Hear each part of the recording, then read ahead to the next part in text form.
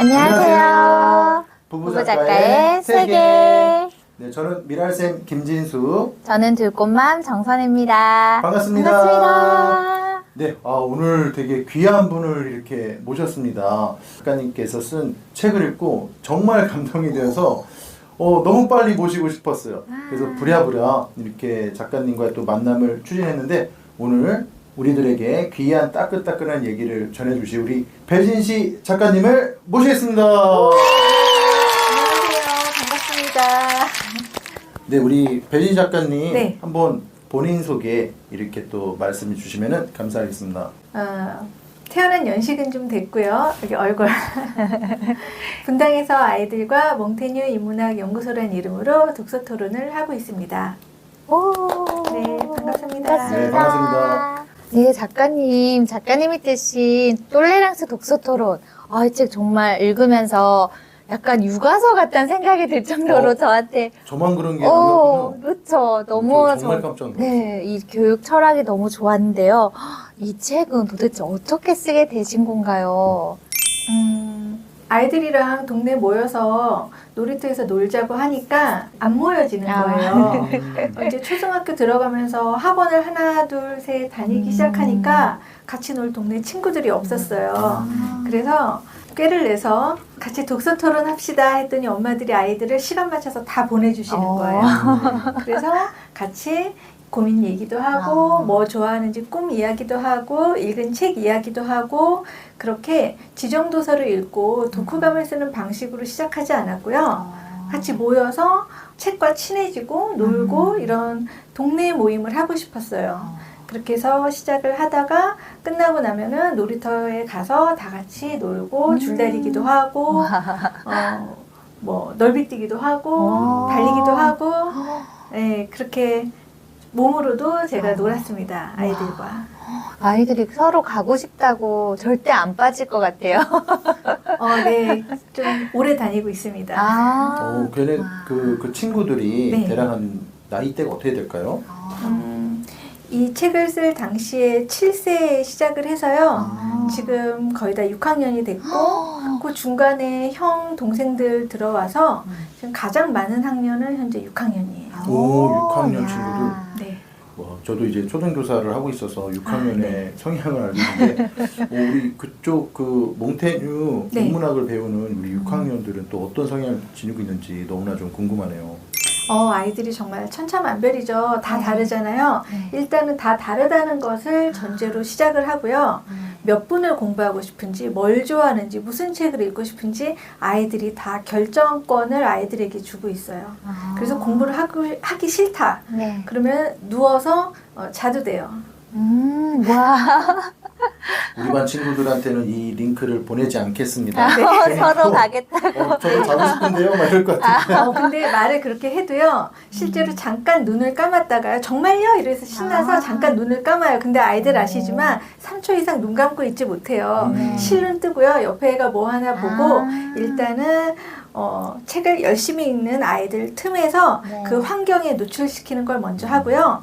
책 좋아하는 아이들이 많이 와요. 네. 그런데 책 좋아하지 않는 아이들이 같이 섞여 있을 때도 함께 놀 수 있고 배려하고 이 책 재밌는데 이렇게 독서 인증도 하고 있고 한 줄 쓰기도 하고 칭찬하기도 하고 뭐 그러면서 좀 가벼운 분위기의 반도 있고 또 좀 학구적인 아이들은 좀 깊이 있는 공부도 하고 그렇게 좀 여러 반 매일매일 좀 반의 성격이 달라요. 그렇군요. 제가 이 책 읽고 그 똘레랑스라는 말이 너무나도 멋진 말이라는 걸 처음 알게 됐는데 작가님이 똘레랑스라는 그 자체를 한번 말씀해 주시면 좋을 것 같아요. 일단은 똘레랑스는 굳이 번역을 하면 관용인데요. 네. 한국의 단어 중에 네. 정, 그 다음에 한이 맺혔다 할 때 한이요. 네. 그리고 효, 어, 요 세 단어는요. 네. 번역이 안 돼요. 프랑스어로 없어요. 그래서 굳이 뭐 번역을 하자면 부모님을 동정하는 건가? 부모님을 사랑하는 건가? 이렇게 효라는 것을 이제 인식하고 네. 정은 뭐지? 사랑이 아니면 정은 뭐야? 이렇게 석사 과정에서 한국어를 공부하는 석사 과정에서 이 세 단어만 내내 배워요. 그것이 무엇인지. 그것처럼 똘레랑스는 번역은 관용이라고 할 수 있지만 그 문화와 연관된 단어라서 네. 서로 다름을 인정한다는 뜻인데 그렇게 하면 우리도 서로 다른 거 인정해. 그렇지만 과연 그럴까? 분명히 차이가 있습니다. 교육에 있어서도 같은 날, 같은 과목, 같은 시간에 시험을 보잖아요. 네. 입시도. 네. 근데 프랑스는 그렇진 않아요. 어. 예. 뭐 오늘 배 아프면 내일 국어 시험 봐도 되고요. 뭐 좀 그런 것들이 좀 자유롭습니다. 아. 그래서 이게 몽 선생이라고 이렇게 표현하신 거예요? 아, 제가 공부한 학교 이름이 몽테뉴 대학이었어요. 아. 그래서 몽테뉴라고 지었습니다. 야. 그리고 철학가이기도 하고요. 사상가이기도 하고요. 그 와. 몽테뉴 대학을 이렇게 가신 또 이유가 있습니까? 몽테뉴 대학이 보르도에 있어요. 근데 제가 이렇게 프랑스에서 공부를 했다 하면 네. 고급스럽고 뭔가 우아하고 뭐 좀 알 것 같고 이러는데요. 네. 그러면 못 떠나고요. 아. 공부에 큰 뜻이 있어서 간 건 아니었고 일단 추운 걸 싫어하니까 프랑스 지도를 딱 펴놓고 아. 철학을 공부를 했어요. 철학은 유학이 미국, 독일, 프랑스 이 정도예요. 아. 그런데 미국은 비싸고 독일이랑 프랑스는 학비가 네. 없습니다. 오. 그런데 프랑스는 의료비까지도 무료예요. 와. 그래서 일단은 프랑스를 택했고 아. 그리고 독일은 좀 무서웠어요. 아. 사람들이 등치도 크고 아. 말도 좀 그 독일어가 구텐타 막 네, 이렇게. 막 좀 약간 무서웠어요. 센 느낌? 네, 네. 어. 그래서 그리고 프랑스는 우리나라의 이미지가 명품, 화장품, 막 가방 그쵸. 이런 것들 어. 좀 예쁘고 이런 느낌도 있었고 그래서 이제 프랑스 지도를 일단 딱 폈어요. 그러니까 난 추운 걸 싫어하니까 북쪽 빼고 아. 가운데 줄 딱 꺼서 밑으로 이제 본 거죠. 음. 그런데 제 이름이 이제 비읍으로 시작하니까 네. 비읍으로 시작하는 도시를 찍고 오, 와, 모르니까요. 재밌다. 파리밖에 모르잖아요. 네. 막 파리 바게트밖에 지금은 몰라.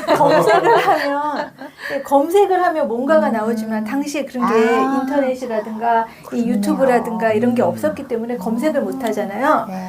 그런데 일단 비읍이 이제 일치를 해서 가고 근데 보르도가 또 그 김정일 북한의 김정일이 보르도 와인을 꼭 마셨대요. 그러니까 오, 일단은 익숙한.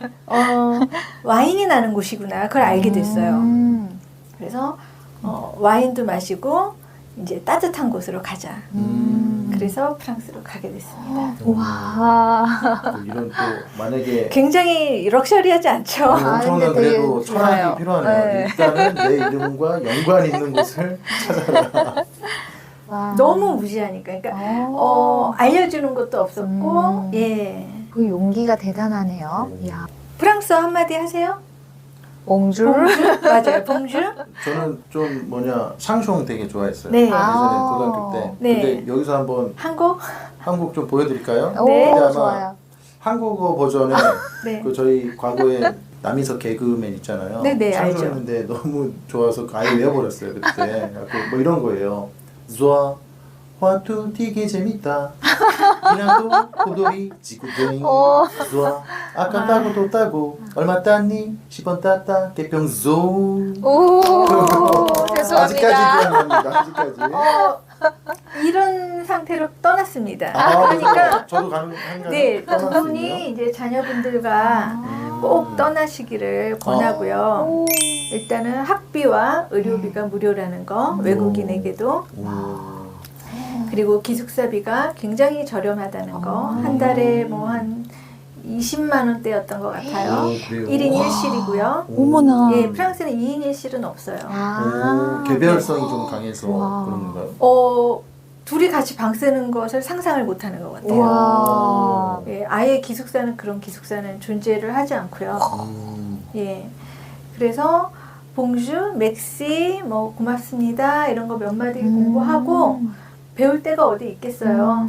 그래서 비행기를 타고 큰 남대문 시장 가서 큰 가방을 하나 사서 뭘 넣어야 될지 몰라서 신발도 넣고 옷도 넣고 사전도 넣고 고무장갑도 하나 넣고 그게 기억이 나요. 고무장갑을 사서 넣습니다. 와. 한국 교육보다는 프랑스 교육이 조금 원해서 이렇게 혹시 가신 건지. 프랑스 교육이 어떤지 몰랐기 때문에 거기 가서 무엇을 좀 배워야겠다 이런 큰 뜻을 가진 건 아니었지만 한 선배가 유학을 권했어요. 프랑스 유학이나 독일이나 어디든지 떠나라. 그래서 그때 저는 유학은 똑똑하거나 돈이 많거나 공부를 좋아하거나 이 세 가지가 돼야지 가는 거 아니에요? 그랬더니 저는 그 세 가지에 다 해당이 되지 않는데요. 그래도 그냥 가. 자꾸 이러시는 거예요. 그래서 제가 또 별 생각이 없으니까 그냥 갔어요. 그런데 그것이 저의 모든 인생을 바꿨고 전 세계에 눈을 뜨게 됐고 제 인생을 바꾼 계기가 됐고 지금도 절대 후회하지 않습니다. 야. 만일에 떠나지 않았다면요. 저는 너무 불행했을 거예요. 왜냐면 제 시대가 공부가 너무 중요한 시대여서 입시, 공부 이런 거에 굉장히 열심히 살아야 되고 그랬는데 그 나라에 가니까 애들이 입시 그렇게 고생하지 않고도 다 잘 살고 나라도 뭐 잘 살고 공부할 때 되면 하고 그러니까 공부에 대한 스트레스가 없다는 것을 처음 보게 됐어요. 그게 너무 신기했고요. 그러면서도 할 사람은 또 열심히 하고 안 할 사람도 행복하게 사는 거예요. 그래서 제가 이번에 또 8월 달에 이제 역사 소설이 하나 나오는데 거기서 무슨 얘기를 했냐면 저는 1등이 어떻게 살아야 되는지는 잘 배웠어요. 너 공부 잘해서 1등하면 이렇게 좋은 회사 들어가고 돈 많이 벌고 훌륭한 사람 된다라는 건 배웠거든요. 어릴 때부터. 그런데 그럼 꼴등은 어떻게 살아야 돼요? 했을 때 그건 배워본 적이 없어요. 그래서 내가 꼴등일 때는 너무 불안하고 기분이 안 좋은 거예요. 나는 공부를 못하면은 아주 잘 사는 내가 어떻게 살아야 되는 좋은 길이 없는 거예요. 그런데 프랑스는 학생 잡지가 있어요. 그러면 1등이 할 수 있는 길, 2등이 할 수 있는 길, 3등, 4등, 5등, 꼴등까지 갈 수 있는 진로가 다 나와 있고 그들이 진로에 어떤 진로로 갔을 때 그 회사에 들어갔을 때 월급이 얼마고 그리고 어떤 아이는 저는 카페 서빙이 꿈입니다. 그거 굉장히 프랑스에서 대우받는 직종이거든요.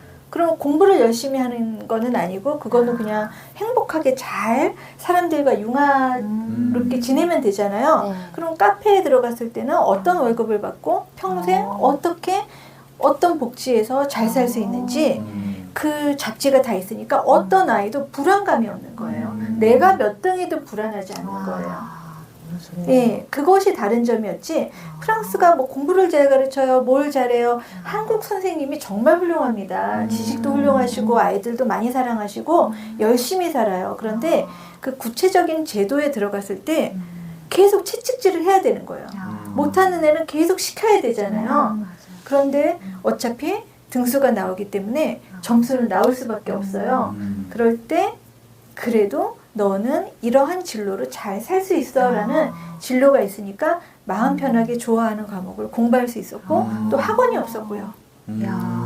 네, 그게 되게 놀라웠어요. 진짜요? 제가 거기 가서 영어를 좀 배우고 싶어서 영어 학원이 어딨나 이렇게 왔다 갔다 둘러봤는데 영어 학원이 없더라고요.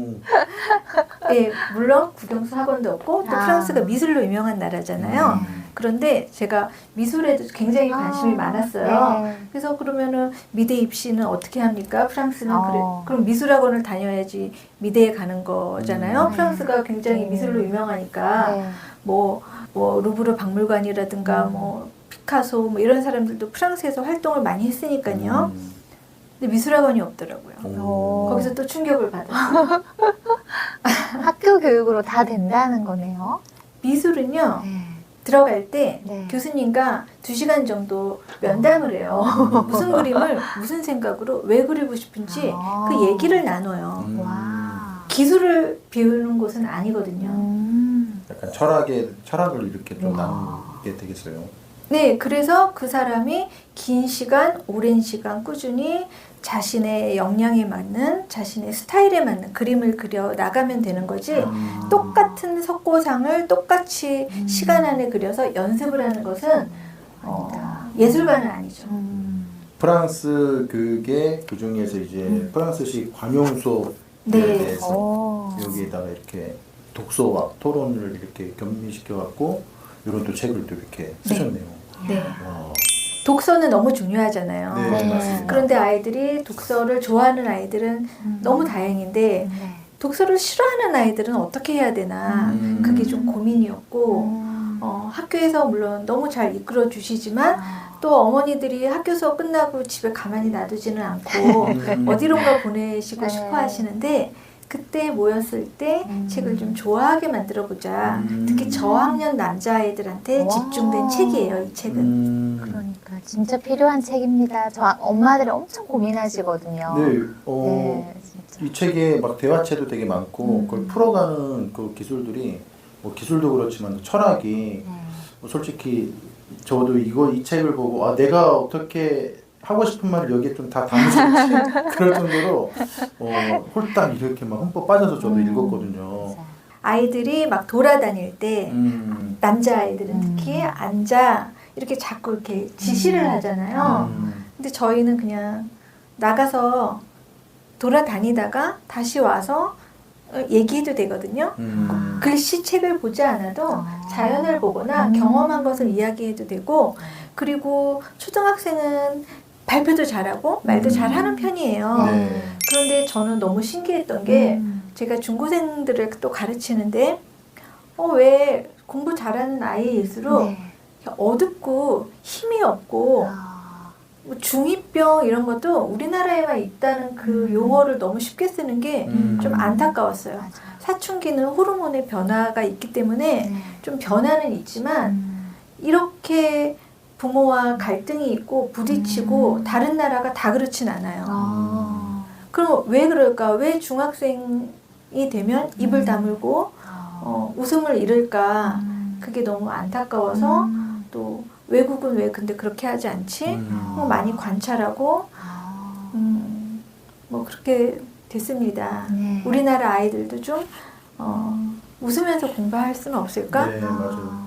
그 대부분 학부모님들이 막 이렇게 추천도서에 이렇게 좀 얽매여 있으신 분들 많거든요. 혹시 거기에 대한 그 작가님만의 견해가 있다면 어떻습니까? 도서관이나 서점에 가서요 아이들 손에 잡히는 책 읽고요. 추천도서는 모범생들은 추천도서를 줘요.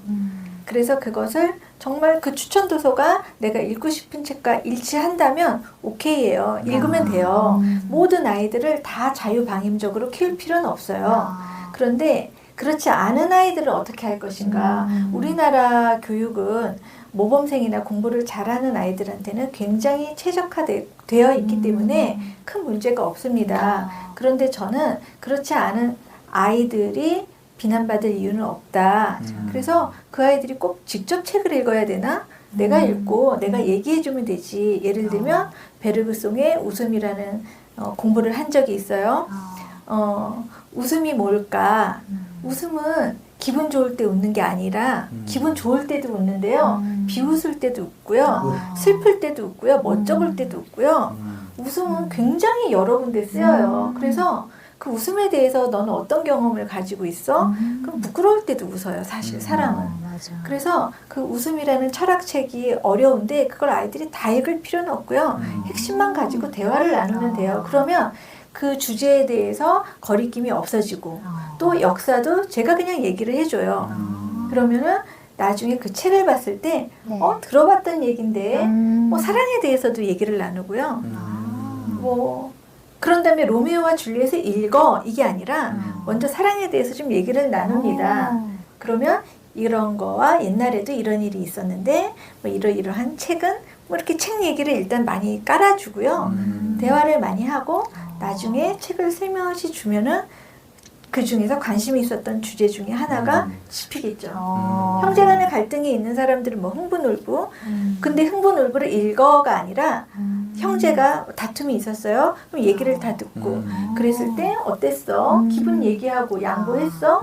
왜 양보는 안 될까? 질투는 뭐지? 뭐 얘기가 꼬리를 물다가 그 다음에 이제 관련 책을 주면 좀 덜 부담스럽죠. 부담스럽지 않게 아이들 책과 정말 그 친근하게 할 수 있는 그 책 똘레랑스 독서토론. 영어를 네. 초중고 대 뭐 쭉 우리 오래 했는데 제가 영어를 못해요.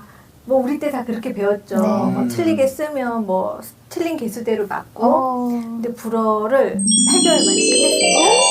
불어가 8개월에. 네, 그렇게 하면 되게 똑똑한 것 불어 같잖아요. 8개월에 독파하는 비법. 네. 그래서 어떻게 했냐면 네. 그때 이제 스마트폰도 없고 이런 게 없었어요. 두꺼운 옛날 사전 하나 있었거든요. 그러니까 뭐 누구를 만나서 어떻게 배우겠어요. 뭐 들을 때가 있어요. 뭐 자료가 없었어요. 일단은 불어를. 근데 8개월 만에 불어를 끝냈어요. 어떻게 끝냈냐면 사전을 보니까 따귀를 때리다라는 단어가 있는 거예요. 딱이요. 네.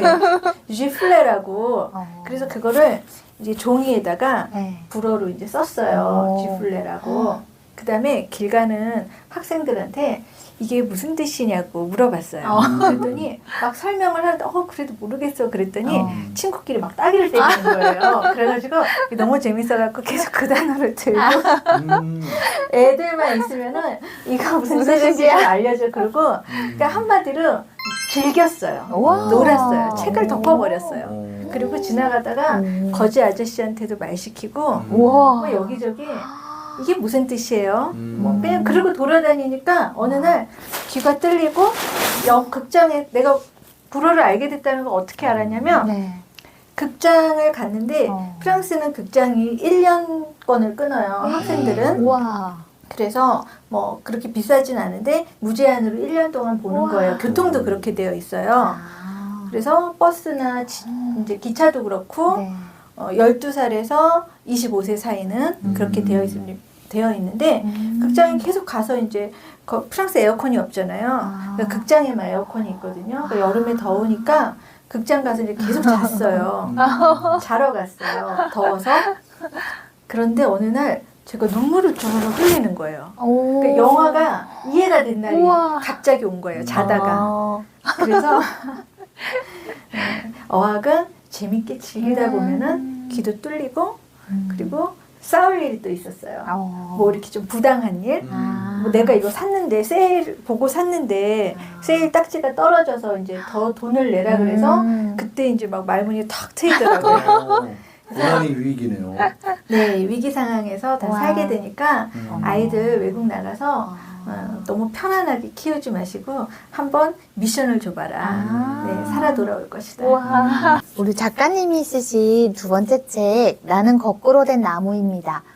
이 책도 진짜 좀 솔직히 울면서 읽었던 것 같아요. 너무나도 제가 몰랐던 그런 분야를 알게 됐고요. 이 책도 특별하게 또 쓰신 이유가 있을 것 같아요. 어떻게 쓰셨는지 궁금합니다. 네, 해외 입양인에 관한 책인데요. 제가 고등학교 때 엄마와 함께 영화원에 봉사를 다녔어요. 제가 8개월 방을 맡았는데 그때 우리는 그냥 부모 밑에 자라니까 부모가 없는 아이들이 있다는 것도 10대의 나이에 충격이었고 그 아이들이 다 너무 예쁘고 그렇더라고요.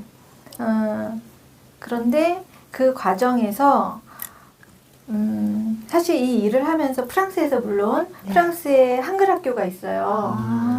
도시마다 뭐 한 14개 정도의 한글 학교가 있는데 거기서 아르바이트를 하다가 입양인을 만났고 입양인이 그냥 그래 우리는 부모 뭐 운이 없어서 해외 가서 또 교육 잘 받고 잘 살았나 보다. 그들도 그렇게 만나자마자 막 개인적인 얘기를 많이 하진 않으니까 그냥 그렇게 넘어갔어요. 네. 그런데 5, 60년대에 입양인이 많았다는 것은 이해가 되는데 80년대에 입양인이 너무 많은 거예요. 그리고 얼마 전 TV에 이제 수사반장이라는 TV 프로그램에도 나왔지만 네. 아이 한 명당 해외 입양을 보낼 때 한 3천만 원 정도를 받았어요. 그러다 보니까 한 30만 명의 아이들을 해외로 보낸 거예요.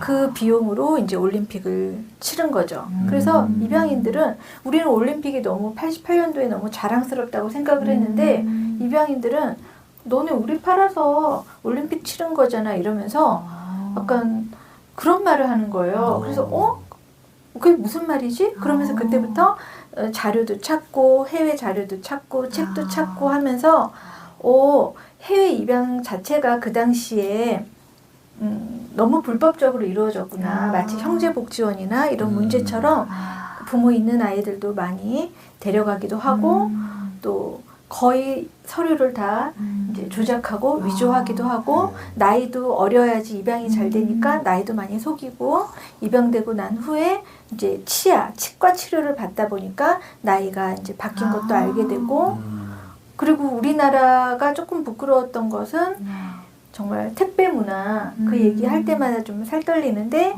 아이는 입양을 할 때 우리나라를 제외한 다른 나라는 전부 부모가 그 나라에 가서 아이를 데려오게 돼 있어요. 근데 우리나라는 아이를 그 나라의 공항까지 데려다 줍니다. 그러니 편리하니까 해외 입양이 좀 많았고 예, 그리고 또 하나의 문제는 그들이 나중에 친부모를 찾고 싶을 때 다른 나라는 아이의 권리가 더 중요하기 때문에 혹시나 먼 훗날 친부모 얼굴을 한 번이라도 보고 싶으면 친부모의 어떤 인적 사항을 남기게 되어 있어요. 근데 우리는 친부모의 그런 자료가 전부 숨겨져 있어요. 그리고 그것이 개인정보법이라고 해서 아이가 성인이 돼서 또는 30년이 흘러서 한국에 돌아와도 그 정보를 받을 수가 없습니다. 그리고 또 다른 나라는 해외 입양, 태어난 아기 이런 것들을 국가가 관리하는 기관이 있어요. 물론 뭐 대한복지, 동방사회, 그다음에 홀트 이런 기관이 있지만 그 생명을 관할하는 국가 기관이 있는데 전 세계에서 유일하게 우리나라는 국가 기관이 없어요. 그러니까 이게 사적 영역이에요. 그래서 돈을 주고 받는 거, 서류를 조작하는 거 이것들이 다 감추어져 있는데요. 그 문제를 좀 해결하고자 목소리를 내고 싶어서 이런 책도 쓰고 그다음에 뭐 관련 좀 일도 하고 그래서 반가운 소식인데 내년에는 국가에서 좀 관여를 한다고 하고 아동권리보장원이라는 것도 세워졌습니다. 네. 이 표지를 보면은 이제 나무가 거꾸로 돼 있잖아요. 혹시 여기에 대한 또 의미도 혹시 있을까요? 네, 유럽에서 가장 유명한 셰프 중에 한 명이 벨기에 사람이 있어요. 근데 그분이 미셸랑 뭐 그 스타 별 받으신 분인데 입양인이세요. 그분이 한 인터뷰에서 나는 거꾸로 된 나무입니다 라고 하셨어요. 그래서 그분의 말을 따서 이 책 제목으로 쓰게 됐습니다.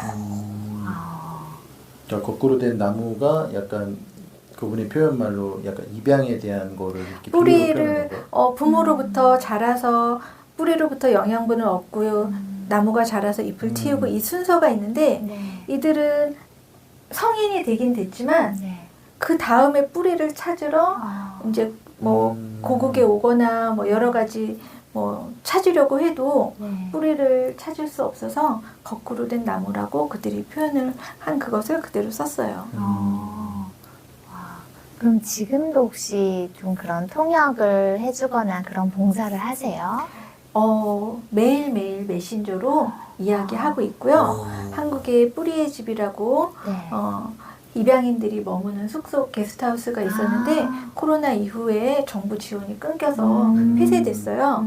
그래서 제가 허겁지겁 숙소 하나를 마련을 해서 입양인들이 와서 머물 수 있도록 다시 이렇게 사비를 털어서 마련을 했고요. 올 8월에 프랑스인이 머물 거고 10월에는 벨기에인이 와서 머물 계획입니다. 물론 이 숙소는 해외 입양인 뿐만 아니라 보호 종료 아동, 갈 곳 없는 아이 연락 주시면 제가 숙소에 묵을 수 있도록 도와드릴게요. 와, 너무나 선한 영향력을. 이 책도 이제 쓰게 된 계기도 통역하다가 이분들이 오히려 이게 책으로 좀 써였으면 좋겠다라고 이렇게 이야기를 한국 사람한테 좀 알려달라. 한국 사람들은 입양이 되면 정말 1%의 성공한 케이스만 알려져 있는데 사실 많은 사람들이 아이 키워보면 아시잖아요. 5, 6살 됐는데 그 아이가 갑자기 다른 나라에 갔다. 그리고 말이 안 통한다. 말을 못하는 상태에서 학교를 다닌다. 그 과정에서 정신적인 심리적 부담이 굉장히 커요. 그래서 지금은 뭐 BTS 뭐 여러 가지로 한국이 알려졌지만 뭐 80년대, 90년대만 해도 한국이 그렇게 알려져 있지 않았기 때문에 그들의 어떤 심적 고통, 그 다음에 피부 색깔이 다른 거 이런 것들이 좀 많이 고통스러웠을 겁니다. 자살률도 높고요. 그런데 재외 동포도 있고요. 네. 뭐 사할린에도 사시는 우리 뭐 동포들이 있고 여러 동포들이 있는데 네. 입양인은 과연 한국인인가 외국인인가. 그래서 한국에서 이렇게 제안을 했어요. 정부에서 네. 국적을 주겠다. 아. 근데 그들이 복수 국적을 이제 취득할 수가 있는데요. 네. 그냥 국적은 받았는데 네. 말도 못해, 문화도 몰라. 아. 그러면 어떻게 하라고? 괜히 세금 내라는 거 아니야? 그래서 거기에 대해서 좀 정확한 정보를 주고 그들이 잘 오고 싶으면 네. 안착할 수 있는 시스템이 좀 마련되어야 돼서 그 일도 지금 좀 하고 있습니다. 와. 뭐 제가 잘하지는 못하고요. 오면 저는 뭐 얘기 들어주는 정도인데 아. 실제로 또 고생하시는 분들이 더 계세요. 이 소설 속에 나오는 다정이가 배지수 작가님의 약간 소설화된 네, 제가 좀 다정합니다. 느껴집니다. 저는 이름이 이렇게 저는 원래 소설을 잘 안 읽었는데 이걸 보니까 너무 뒷얘기가 너무 궁금하더라고요. 맞아요. 그래서 이 다정이라는 이름도 어떻게 탄생됐는지 혹시 계기가 있을까요? 쓰다가요, 네. 즉석에서 다정한 사람이 이들을 통역해주면 좋겠다 싶어서 아. 그냥 바로 썼어요. 아, 예, 책을 쓸 때 꼼꼼하게 여러 번 반복해서 퇴고를 잘 못하고 새벽에 필 받으면 미친 듯이 혼자 푹 빠져서 쓰고 7시내 밥 해야겠다 덮어요. 야, 네. 글씬이 들리는 날이 그럼 있습니다. 밤을 샜네요. 5시 일찍 자고요. 나이 드니까 일찍 일어나고요. 그래서 아무도 일어나지 않는 새벽 시간을 좀 많이 이용을 합니다. 와.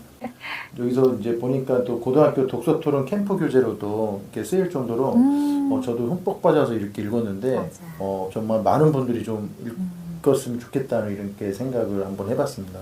아이들이 이성에 관심이 많더라고요. 고등학생들이. 그래서 그때 독서 캠프를 할 때 뭐 연애는 어디까지, 그 다음에 뭐 어디까지 진도를 나가야 되고, 그 다음에 뭐 생명에 대한 소중함, 책임, 그 다음에 아이가 생겼을 때 실수가 있거나 문제가 생겼을 때 어떻게 할 것인지에 대해서 그렇게 이제 쭉 이야기를 해나갔어요. 그런데 이 입양에 대해서 잘 배우지 못하니까 입양을 쉽게 생각하더라고요. 그래서 왜 입양을 보내려고 해? 그랬더니 제가 더 소중하니까요. 그렇게 이제 알고 있었어요. 근데 이거는 아이들이 나빠서가 아니라 그냥 어떤 정보와 지식의 문제인 것 같아요. 맞아요. 그래서 그때 제가 자기 자신의 행복 추구권도 중요하지만 내 생각에 행복 추구권보다는 생명권이 더 중요하다. 저는 그렇게 생각해요. 근데 그것도 뭐 상대방의 생각도 존중을 해줘야죠.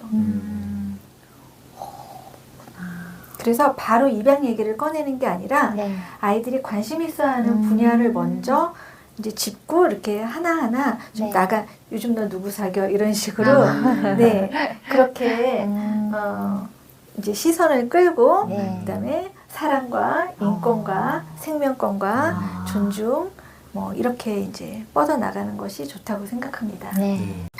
몽테뉴 어린이 독서 동아리가 네. 되게 궁금한데 이건 또 어떤 건지 한번 또 말씀 주시면 감사하겠습니다. 네, 독서 토론은 약간의 회비를 받아요. 그러다 보니까 또 다른 학원 스케줄과 안 맞아서 떠나기도 하고 해외에 나가기도 하고 이사를 가기도 하고 떠날 수가 있잖아요. 네. 그래서 이 떠나는 아이들이 너무 아쉬워서 다시 독서 토론 밴드가 있고 또 독서 동아리 밴드가 있어요. 그래서 이 동아리 밴드에는 네. 미국에 사는 모르는 사람도 참여를 하고 있고 다니다가 뭐 유학 간 친구, 이민 간 사람 이런 사람들도 또 같이 하기 위해서 독서 동아리는 이제 회비가 없이 같이 인증을 하는 그런 곳이에요.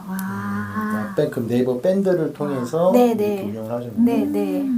지금 한 80명 와. 정도 아이들. 또 네. 들어갈 수 있는 자격 같은 게 혹시 있나요? 없어요. 저는 엄마 지난번에는 이제 논어 쓰기를 했는데 어떤 우리 애는 논어 쓰기를 싫어해요 이러시더라고요. 그럼 엄마가 하셔도 돼요. 네. 뭐 그런 규정 자체를 굉장히 싫어하고요. 와.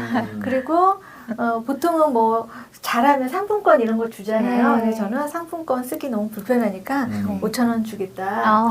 회비를 한 학부모님께서 이제 돈을 좀 많이 캐척을 해주셔가지고 와. 참가비 1,000원을 주고 와. 그다음에 1등은 5,000원 주고 어. 그렇게 합니다. 참가만 했는데 1,000원을 받네요. 네네. 이야. 15일, 30일 중에서 15일 이상 하면 이상하면 네. 어느 정도 이렇게 도달이 되면은. 네네. 한 번 하고 안 하면 안 되잖아요. 네. 네, 그래서 바로 이제 현금으로 싸주고 있습니다. 와. 오. 이 시작이 그냥 그 공부방에서 만났던 친구들로 시작하신 거예요? 처음에는 저희 네. 막내 유치원에서 아이들 놀이터에서 놀고 있을 때 제가 2명한테 같이 합시다 와. 그래가지고 제 아이랑 그다음에 뭐 친구 2명 이렇게 해서 3명이 시작을 해서 네 야, 지금까지 이렇게 이제 네 와. 맞습니다. 대단해요. 솔직히 음. 하나만 그 이끌어도 되게 뭐라 해야 될까요? 엄청 에너지가 많이 드는데 이렇게 여러 개를 하다 보니까 확장이 됐어요. 어. 네. 와. 사실 처음에 조금 놀다가 끝날 네. 수도 있겠거니 이렇게 생각을 했는데 어. 어떤 놀라운 결과가 벌어졌냐면 네. 어쨌든 그냥 모여서 놀긴 놀되 얘기를 나누고 싸움이 일어났을 때 왜 싸웠는지 그 감정은 뭔지 무슨 일인지 조절하는 것을 오. 이렇게 어른이 네. 야단을 치거나 훈육을 하는 게 아니라 음. 그 아이들이 충분히 말할 수 있는 시간을 줬어요. 어. 그러다 보니까 그게 토론이 됐고요. 와. 그리고 그 시간들이 쌓여서 나중에 학교에 갔는데 네. 아이들이 어떤 학업에도 영향을 많이 어. 미쳐가지고 문해력이 되니까 어. 영어, 수학에도 네. 영향을 또 미치는 거예요. 그래서 아직까지 이렇게 네. 잘 되고 있어요. 야. 그러니까 결국 텍스트를 읽고 네. 이게 무슨 말인지 이해가 돼야 되잖아요. 네. 어떤 그런 사고력이 좀 생긴 것 같아요. 그래서 실제로 센터에 가서 아이들 어떤 검사도 해봤어요. 오. 그랬더니 문해력과 그 부분이 이렇게 많이 올라가더라고요. 아.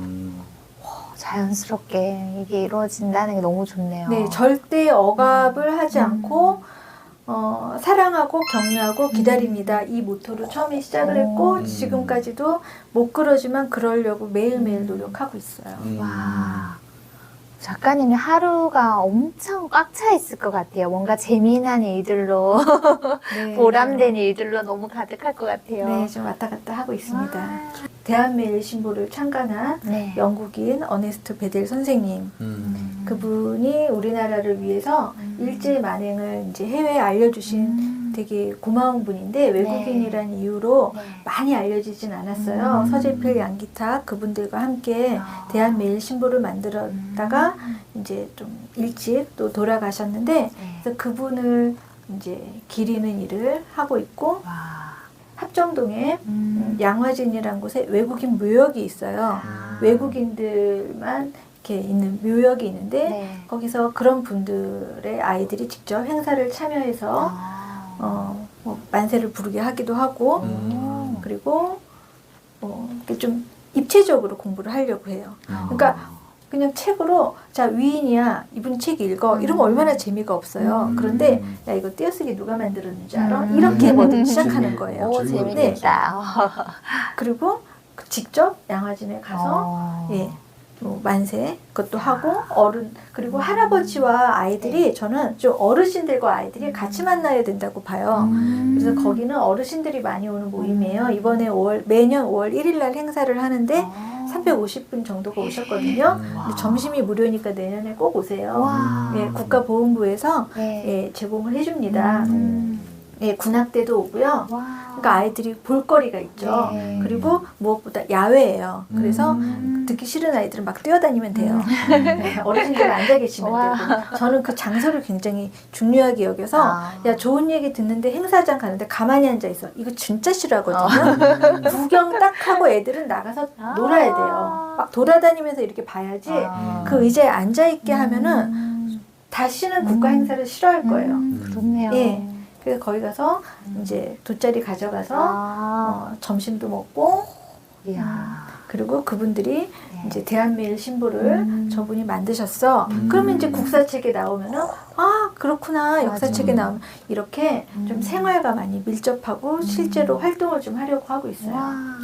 그래서 지금 대한매일 신보 이렇게 네. 또 가져오셨는데 이걸 야. 보니까 여기에 대해서 조금 이렇게 설명을 좀 해주시면 네. 감사할 것 같습니다. 아, 네. 이거는 창간호로 이번에 처음 잡지를 만들어 봤는데요. 네. 이 분이 바로 어네스트 토마스 베델. 이분은 이제 우표로도 우리나라에서 최신부에서 만들어 주셨고요. 건국 훈장, 대통령장 수훈 하셨고, 나는 죽을지라도 대한매일 신보는 영생케 하여 대한의 동포를 구하라. 이런 말을 남기셔서 제가 또 이제 베델 어네스트 베델 선생님이신데 네. 이분한테 이제 한국 이름을 줬어요. 만들어 주셔가지고 그 한국 이름은 조금 그렇지만 배설 선생님이세요. 그래서 저랑 이제 또 성이 같아서 그렇네요. 제가 참여하게 됐습니다. 오. 네, 이런 거 좀 이름 잊지 중요합니다. 않을 것 같아요. 네, 보르도, 배설, 베델. 저는 어렸을 때 베토벤이랑 같은 성인 줄 벤자요. 알았어요. 아이들이 좀 그렇게 네. 가볍게 갔다가 무겁게 갔다가 이 이야. 표지에 여기 많이 보신 분이 여기 있어요. 그러니까요. 네 제가 또 작가님. 창간호에 이렇게 많은 영향을 줘서 이렇게 있는 거죠. 이 모임에는 네. 국회의원이라든가 우리나라에 이제 요직에 계신 분들이 많이 이 잡지가 이제 잡지가 이제 이렇게 나가요. 그러다 보니까 그분들한테 네. 입양에 대해서 좀 알리고 예, 실제로 국회에서 행사를 한 적도 있고요. 입양에 대해서. 그래서 그분들이 어쨌든 법을 통과시켜 주셔야 부모를 찾을 수 있기 때문에 제가 살아보니까 네. 친부모 밑에서 사랑을 받았던 것이 네. 평생 내 인성을 만드는데 굉장히 도움을 많이 주는 것 같아요. 맞아요. 영향을 많이 미치기 때문에 교육도 중요하고 네. 사랑도 중요하고 예, 그래서 이들이 친부모 만나고 싶어하는 그 마음 너무나 당연해서 그 이야기를 좀 하기 위해서 여기 글을 하나 실었습니다. 그러니까 여기 네, 좀 세게 썼어요. 와. 네. 너무 좋네. 와, 여기 찾았어요. 54쪽. 예. 54. 봉사에 관심 있고 외국어 하지 못해도 해외 입양인에게 네. 관심 있는 분은 또 연락 주시면 네. 같이 그들이 왔을 때 아. 밥 한 끼 먹으면서 따뜻하게 대화를 할 수 있는데 대화가 이제 한국어가 아니라서 그러니까 이 지금 저희 이제 통역에 예, 뭐 네덜란드어, 영어, 음.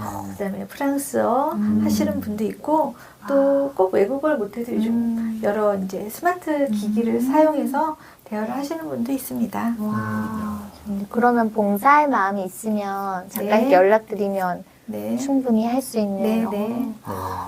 너무나 새로운 분야를 알게 돼서 감사하네요. 저도 생각지도 못했던 그러니까요. 그런 분야인데. 봉사도 굉장히 다양해요. 뭐 서류를 뭐 대신 네. 조금 작성해 주는 일도 있지만 아. 사실 그거는 기관에서 하는 일이고요. 저희가 하는 일은 네. 우리가 어떤 나라에 갔어요. 고향에 갔을 때 아무도 아는 사람이 없는 것보다 왔어? 이렇게 따뜻하게 맞아. 고향 환영해주고. 친구가 그래서 저는 고향 친구가 되고 싶은 거예요. 그래서 모나미가 이제 내 친구라는 뜻이거든요. 그래서 모나미 프랑스 운영하고 있습니다. 또. 와. 그래서 그냥 친구가 되자. 와. 내가 할 줄 아는 거는 듣는 거. 그랬구나. 많이 속상했겠다. 정말 큰 힘이 될 것 같아요. 그분들한테. 어쩐지 이 책에서 이렇게 한국 와서 이렇게 어려울 때 항상 다정이를 찾더라고요. 맞아. 바로 다정이가 등장합니다. 여기 네. 그 역할을 계속적으로 해오시고 네. 그냥 소설 속에 있는 게 아니라 지금 여기에 현실에. 다정이 이렇게 계시다는 거 너무나 정말 되게 가슴이 되게 뭉클하고 너무나 좀 좋은 것 같습니다. 네, 작가님, 아까 말씀해주신 몽티뉴 도서관이 또 궁금한데요. 이제 이곳에 오면 오신 분들도 어떻게 지내시고 어떤 식으로 운영되는지 더 자세히 좀 부탁드릴게요. 네, 이름은 도서관이라고 지었는데요. 네. 제가 가난한 학생이었어요. 프랑스에 있을 때. 네.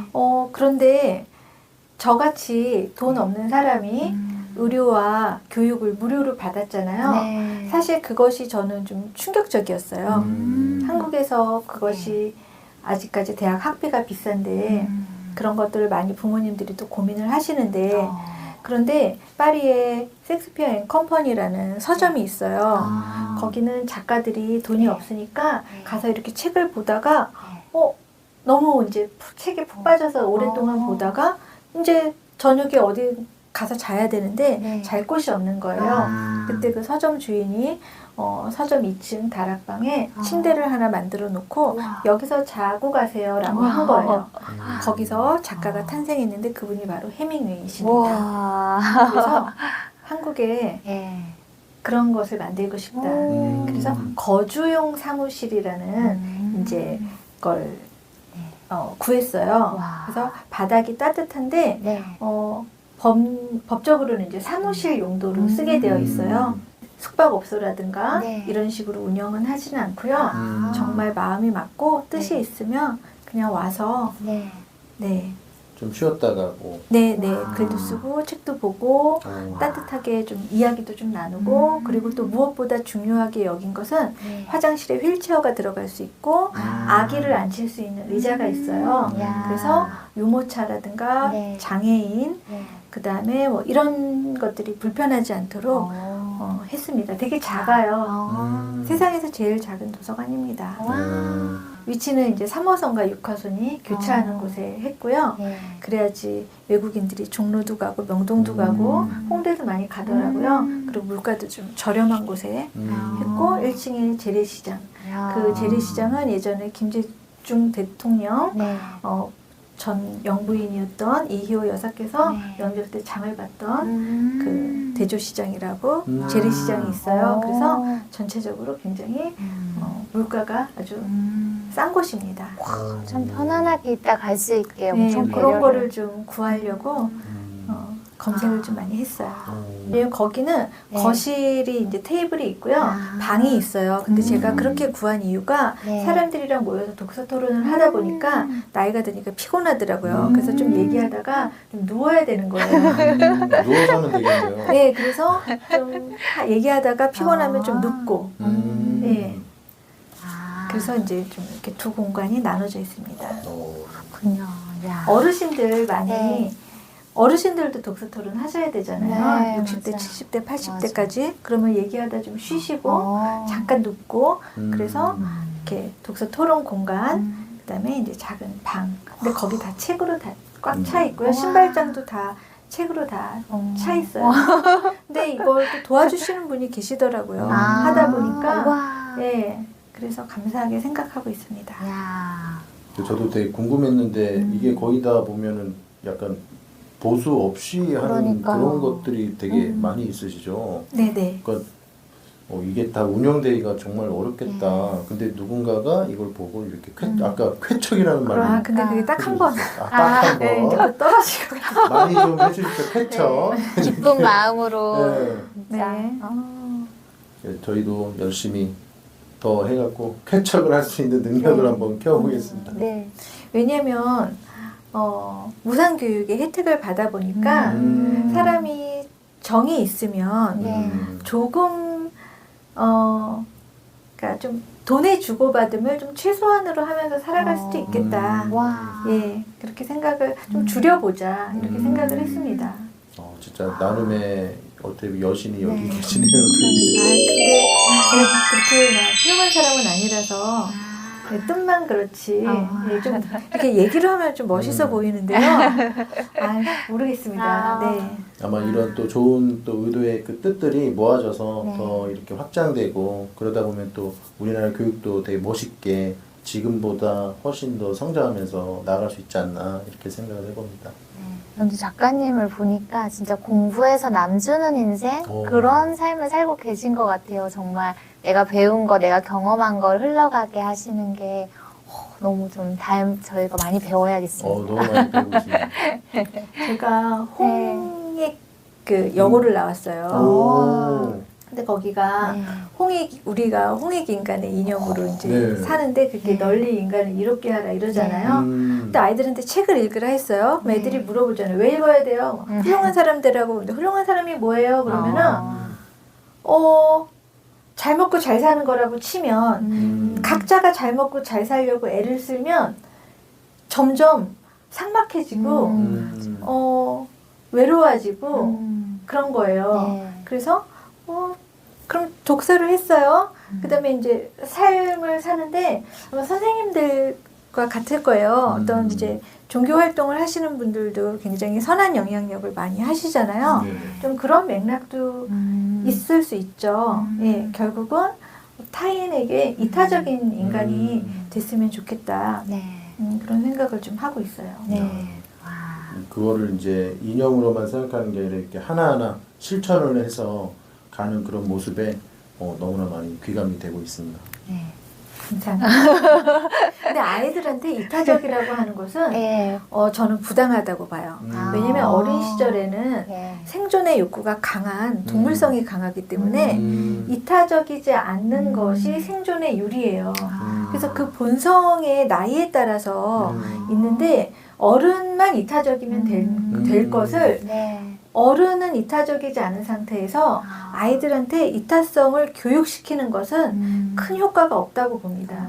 아이들은 그 자체로 그 약간의 그 동물적이고 때로는 이기적이고 순수한 그 모습이 너희 나이에 잘 맞게 가고 있는 거야 라고 인정을 하고 이타성은 저처럼 이제 나이 들어가면서 조금씩 내려놓기 시작을 하는 거죠. 근데 이걸 또 잘못 배우면 본인은 안 그런데 애들한테만 강요를 하거든요. 그렇죠. 예, 그래서 그런 점에서 오해가 없으시면 좋겠습니다. 그렇죠. 그래서 참 저도 계속 강조하는 것 중에 하나가 본보기가 제일 중요하다. 그 배진시 작가님께서 운영하시는 몽쌤 책방 유튜브 이거 너무 궁금하거든요. 네, 처음에는 아이들에게 말을 반복하지 않으려고 제가 책에 대한 강의를 좀 목소리만 좀 녹음을 몇 번을 했어요. 그런데 일정 나이가 딱 되자 갑자기 부끄러움이 싹 없어지는 거예요. 이제는 이 나이에는 더 이상 말을 못하거나 내가 뭘 그렇게 배웠겠어? 우리 때 그런 거 배우지도 않았는데 그리고 얼굴도 이제 어떻게 생겨도 젊은 나이와 다르니까 그냥 얼굴을 어느 날 그냥 덜컥 내고요. 그것도 몰랐어요. 혼자 그냥 이렇게 더듬더듬 유튜브 뒤적뒤적 해가지고 독학을 해서 핸드폰 하나 켜고 유튜브를 시작하면서 만난 작가님들이 너무 행복한 거예요. 와, 내가 이런 작가님을 만날 수 있구나. 유튜브를 하니까. 예, 그 재미로 아주 너무 감사하게 중년의 그 용기로 시작을 했습니다. 저는 중년 같지 않으신데요. 그러니까요. 아직도 소년 30대라고 해도 이렇게 조명 없으면 근데 너무 그냥 무슨 아나운서 같이 진행 진짜 잘하시고 저희도 출연했는데 너무 재밌었거든요. 어떻게 그렇게 또 그냥 이 작가님을 보면 초대하고 싶다 이런 생각이 들면 이렇게 먼저 여쭤보시는 거예요? 예, 제가 먼저 여쭤볼 때도 있고 연락이 올 때도 있는데요. 일단 처음에는 제가 제 이름이 진시가요. 참된 시라는 뜻이에요. 그래서 아빠가 그 시가 이제 글씨자예요. 말씀 언변에. 그래서 참된 시를 쓰라고 제 이름을 지어주셨어요. 그런데 이 김진수 선생님의 초등 동시 쓰기에 힘이라는 책을 읽게 된 거예요. 어느 날. 그래서 와, 이 작가님 아이들한테 어떻게 시를 쓰게 하셨지? 그리고 보니까 너무 다양한 내용, 그리고 요즘 트렌드 이렇게 되게 젊으시잖아요. 거의 막 20대시잖아요. 그러다 보니까 이런 젊은 분의 어떤 새로운 노하우를 배우고 싶은 거예요. 그래서 그 책을 읽고 너무 제가 수업에 많이 활용을 했어요. 그러다가 보니까 또 정선혜 작가님이 또 계시다는 것을 알게 됐고, 그다음에 또 김시온, 김하원 작가님까지. 너무 그 어린 작가님. 그래서 그 표본이 돼서 저희도 아이들한테 네. 여기 봐라, 와. 이렇게 책을 냈다. 그랬더니 아이들이 우리도 책 써보고 싶어요. 이런 귀감이 되더라고요. 그래서 큰 용기를 주셔서 유튜브를 시작한 거는 제 나이에 제가 그걸 뭐 조회수를 올리고 인기 있는 이런 거를 할 생각은 전혀 없었어요. 사실 그것을 지양합니다. 왜냐면 저는 유튜브를 잘 모르는 네. 다루지 못하는 그런 작가님들, 좀 나이 있으신 분들과의 좋은 것을 많이 남기고 싶었어요. 일단은 사람들이 검색을 먼저 하다 보니까 네. 검색이 안 되면 그분의 훌륭한 책들이 많이 사장이 되잖아요. 맞아요. 그래서 처음에는 어르신들을 사실 모시려고 했는데 어르신들을 모시려니 제가 찾아가야 되는 거예요. 그래서 요거는 조금 더 애 키워놓고 하고 일단은 찾아오실 수 있는 작가님부터 먼저 하자. 그래서 저는 작가 백과사전처럼 네. 좀 당장 막 이렇게 아주 재미있는 컨텐츠는 아니지만 오래오래 남을 그런 채널을 만들고 싶어서 개설하게 됐습니다. 작가 백과사전. 저희 컨셉과 네. 너무 좋은 딱 통하는 컨셉입니다. 합방 자주 했으면 네, 좋겠습니다. 합방을 좀 하고 싶어요. 여기도 너무 좋네요. 아. 막 너무 영광스럽습니다. 아유. 이렇게 멋진 자리에. 앞에 소개했던 두 책 말고 또 이번에 또 곧 나오는 또 세 번째 책이 있으시다고. 여기 이 책은 아직 나오지 않았지만 약간 소소한 에피소드 같은 거 어떻게 책이 쓰여졌는지 이야기를 한번 듣고 싶은데요. 네. 8월 달에 출간 예정입니다. 와. 지금 이제 1교정이 끝난 상태고요. 이것은 역사소설이에요. 기존의 역사소설이 뭐 굉장히 훌륭하신 분들이 역사소설을 많이 쓰셨는데 저는 그냥 이웃집 이야기처럼 썼어요. 저 아줌마 왜 저렇게 됐지? 왜 여기 이렇게 사시지? 분당에는 어떻게 오게 됐지? 목동 아파트에는 왜 아파트가 들어선 거야? 그럼 거기 살던 사람들은 어디로 갔어? 뭐 그런 이야기들. 강남에 저 건물은 어떻게 올린 거지?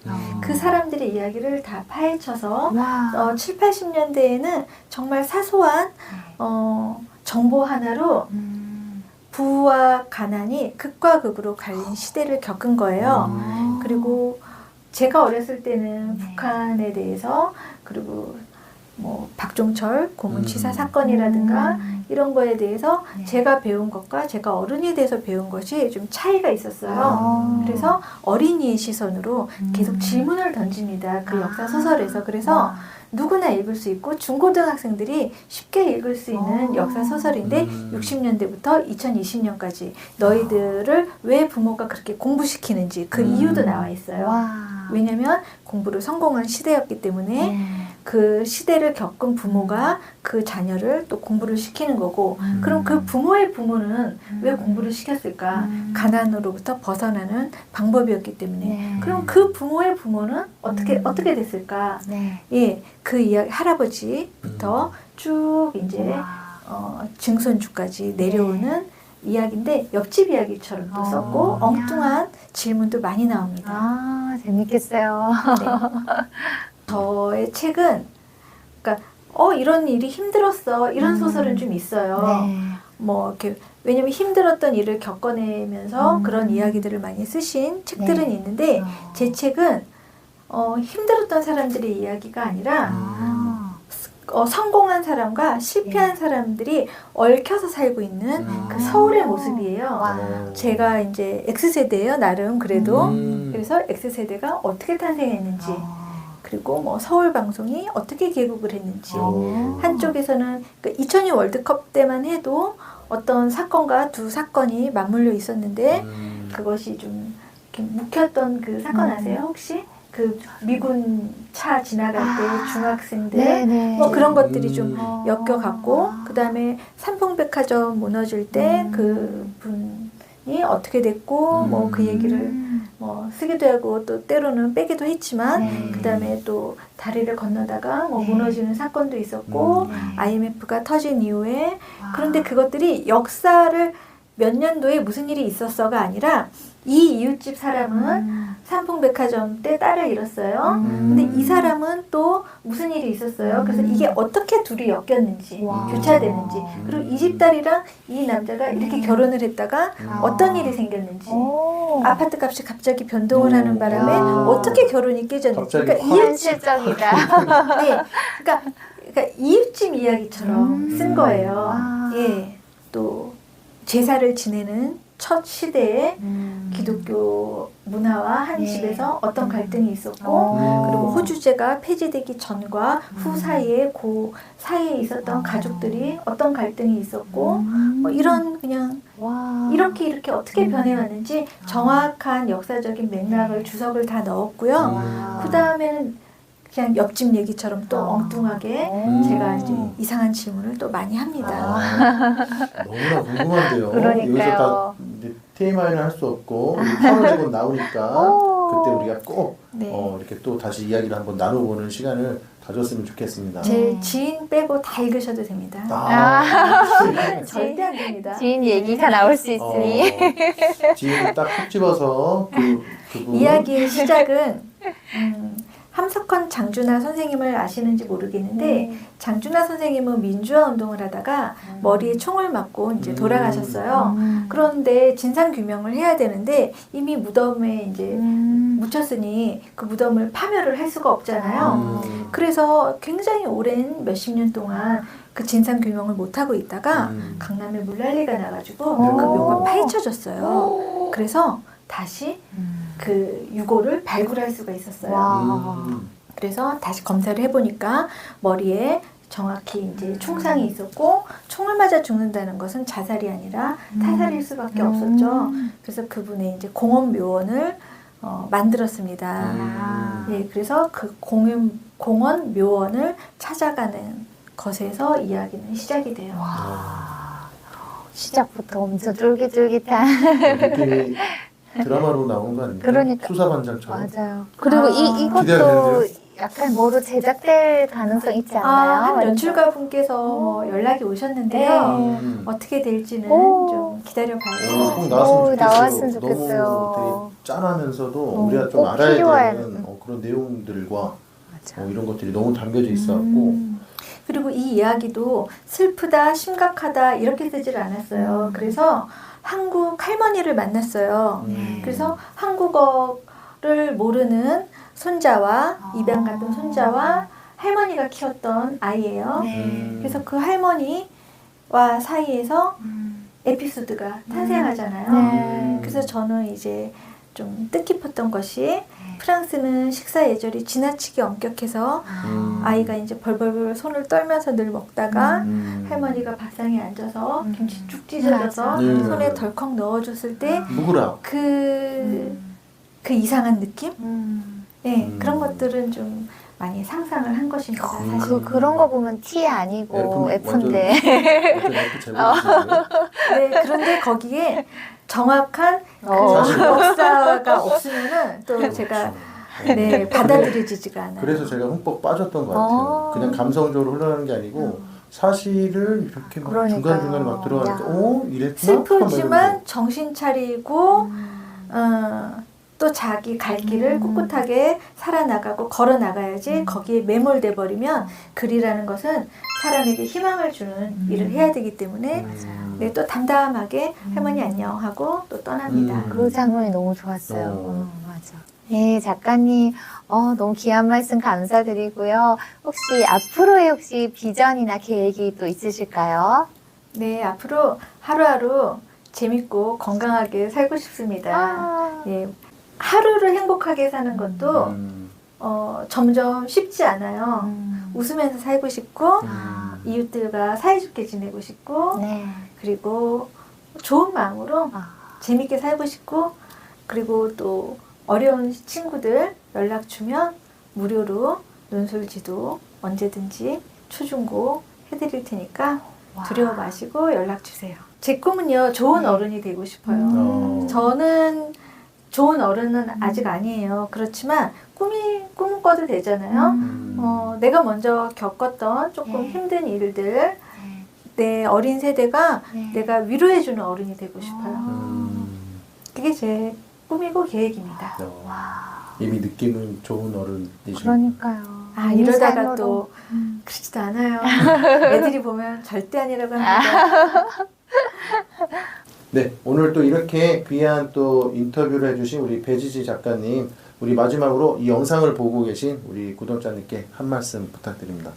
네, 초대해 주셔서 정말 감사하고요. 이렇게 천사 같은 정선혜 작가님, 그리고 장군 같은 김진수 작가님, 예, 만나 뵈서 반갑습니다. 예, 구독과 좋아요 부탁드립니다. 오, 감사해요. 부부 부부 작가의 세계. 감사합니다. 내 공개 도서관 찾아가면 기분 좋은 향기와 책소리 모두가 마음에 일기장을 쓰면 이곳에서 만날 너와 나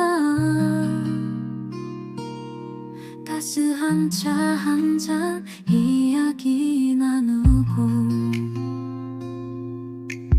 같은 꿈을 향해 함께 걸어가자 부부 작가의 글과 펜으로 삶의 향을 함께 만들어봐